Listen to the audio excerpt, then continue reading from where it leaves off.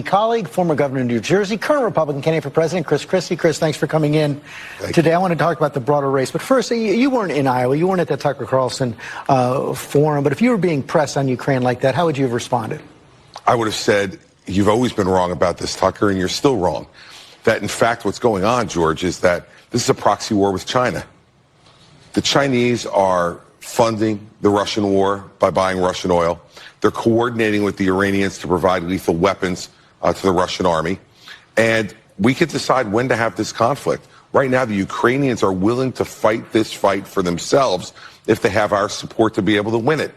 If the Chinese watch us back away from Ukraine, as Tucker Carlson and others would advocate, believe me, the next move will be Taiwan. He was getting standing ovations. You don't think that's a big sell in the Republican Party? I don't. And I'll tell you, as I travel around, George, look, I'm not saying there's not some division in the party. There is.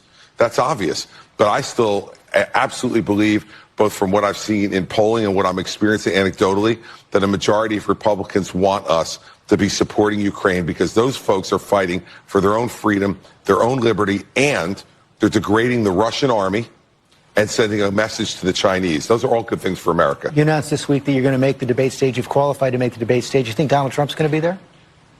Tucker Carlson responded, "Sounds like this could use a longer conversation.